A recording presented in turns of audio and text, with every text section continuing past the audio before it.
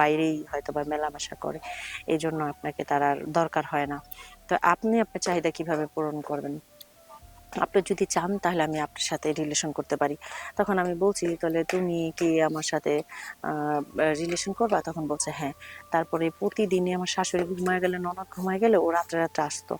আইসা আমার বাসায় এসে আবার ভোরে ভোরে চলে যাইতো। এটা আর বিষয়টা আমি কারোর কাছে বলতাম না।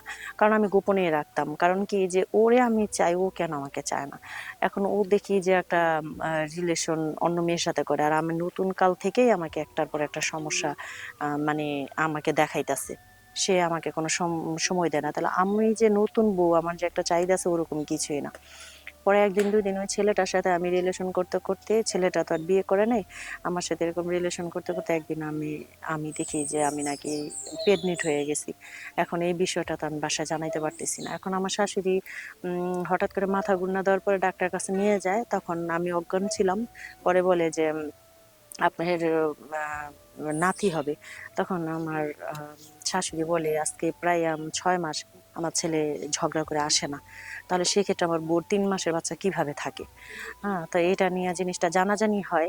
জানাজানি হওয়ার পরে একটা সালিশ বসে, সালিশের পরে আমি বলছি যে ওই ছেলের সাথে আমার রিলেশন আছে। এই কথা আমার শাশুড়ি শুনে তারপরে আমার হাজবেন্ডকে বলে, আমার হাজবেন্ড তারপর আমাকে সাথে সাথে তালাক দিয়ে দেয়। দিয়ে দেওয়ার পরে ওই ছেলের সাথে গ্রামের সবাই আমাকে বিয়ের কথা বলে। পরে ওই ছেলে আমাকে বিয়ে করে। তো এখন আমার বাচ্চার বয়স 3 বছর, আমি ওই ছেলের সাথে সংসার করতেছি। কিন্তু এই ছেলে আসলে আমাকে ওইভাবে ভালোবাসতো না, কিন্তু শারীরিক মানে চাহিদার জন্য আর কি ভালোবাসতো। এতে ছিলাম। আমার গ্রামের বাসা হচ্ছে রংপুর, আমি রংপুরের মেয়ে। আমার বাবা মায়ের অবস্থা তেমন ভালো ছিল না, আমাকে বিয়ে দিয়ে দেয়। বিয়ে দেওয়ার পর আমি শ্বশুরবাড়ি খুব ভালোই ছিলাম। কিন্তু আমার স্বামী সবসময় ঢাকাতে থাকতো। ও কখনো বেশিরভাগ মানে মানে গ্রামে যেতই না, খুবই কম। যখনই আমি বলতাম যে আমার নতুন বিয়ে হয়েছে, তুমি কেন গ্রামে আসো না, তখন ও আমাকে বলতো কি, যে আমি তো কাজ নিয়ে খুব ব্যস্ত থাকি, তো আমি তো এই গ্রামে এত বেশি আসি না। তো আমি বলছি, তাহলে তুমি বিয়ে করছো কেন? তাহলে তুমি আমাকে নিয়ে যাও। তখন ও বলে কি, যে আমার মাকে তোমার দেখতে হবে। তো এরকম মা আর একটা ননদ ছিল আর কি। তো আমি বললাম যে তাদের দেখবো, তাদেরও নিয়ে কিন্তু আমি থাকতে পারি। এখন ও বলতেছে যে না, গ্রামের বাড়ি বিক্রি করা সম্ভব না, তোমার ওইখানে থাকতে হবে। তো এইরকম একটা ছেলেই বা কিভাবে থাকে নতুন বউ রাইখা, বলেন? পরে এরকম একদিন দুই দিন এরকম করতে করতে প্রায় বছরখানে হয়ে গেল। আমার বাচ্চা কাচ্চাও আমি নিতে পারি না, আর ও ঠিক সময় এসে আমাকে সময় দিতে পারে না। পরে একবার আসার পরে আমি দেখি আমার হাজবেন্ডের মোবাইল বাজতেছে। আমি রিসিভ না করে সামনে যেয়ে দেখি মেসেজে যে ওর একটা মেয়ের সাথে রিলেশন আছে, ও একটা মেয়ের সাথে সম্পর্ক। মেয়েটা মানে মেসেজ দিচ্ছে। তো ও আবার বুঝতে পারে নাই যে আমি দেখছি। পরে ও আর কি ওর মতো করে পরে আবার চলে গেল। ও আসছে 3-4 দিন থাকতে, ও এক রাইতে চলে গেল। চলে গেল পরে আমি আসলে তখন বুঝতে পারলাম যে ও তো কার সাথে রিলেশনে জড়িত আছে। এরপর আমার অনেক রাগ হলো। রাগ হওয়ার পরে দিয়ে পরে আমি আসলে তারপর সংসার করি, যেহেতু সংসার তো আর রাইখা যাওয়া সম্ভব না। পরে দিয়ে শাশুড়ি আর ননদ নিয়ে রাখি, ননদের দেখাশোনা করি, ও পড়াশোনা করে, এগুলা নিয়ে ব্যস্ত থাকার পরে একদিন আমাদের গ্রামে মানে আমার শ্বশুর বাড়ির গ্রামে একটা ছেলে থাকে। ওই ছেলে আর কি আমার শাশুড়ি অসুস্থ হয়ে যাওয়ার পরে ডাক্তার নিয়ে আসে। তখন থেকে তার সাথে আমার একটা ভালো সম্পর্ক থাকে। সে সবসময় ভাবি, আপনার কোনো সমস্যা হলে আমাকে বইলেন।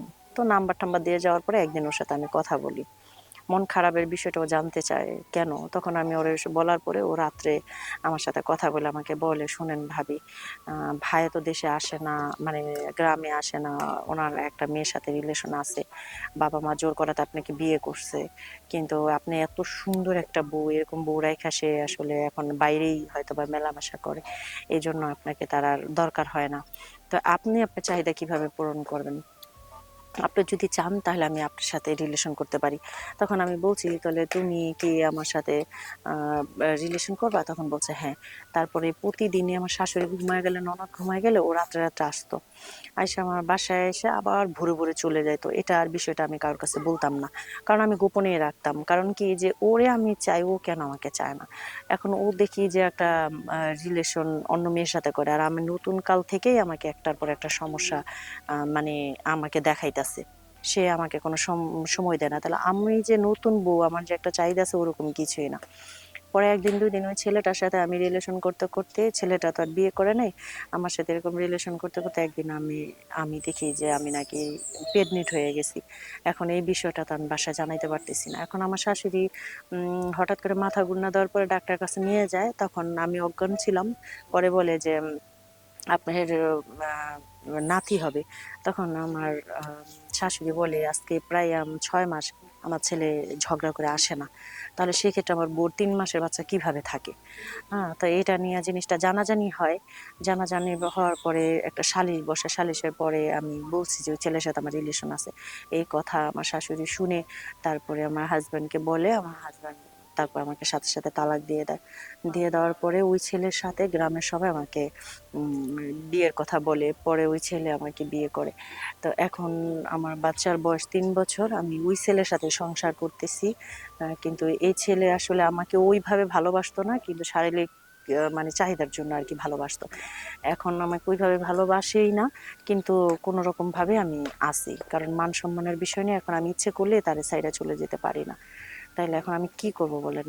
এই জন্য আমি এই বাচ্চাটারে নিয়ে আমার এই স্বামীর বাসায় আছি, বাবার বাসাও যাই না। আর আমার হাজবেন্ড তো সে এখন তার ভালোবাসার মানুষ নিয়ে আছে, আর ওই শ্বশুর বাড়ির সাথে এখন আমার আর যোগাযোগ নেই।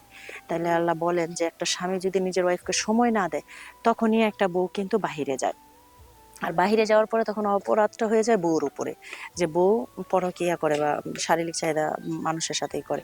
এই জিনিসটা আসলে কোনো পুরুষ বুঝতে চায় না। এই জন্য আমি প্রতিটা আপুদের বলবো যে আপনারা সংসার করেন ঠিক আছে, কিন্তু চারদিক দিয়ে খেয়াল রাখবেন, আর আমার মতো ভুল করবেন না। আমার গল্পটা যদি আপনাদের ভালো লেগে থাকে অবশ্যই লাইক কমেন্ট শেয়ার করবেন। আল্লাহ হাফেজ।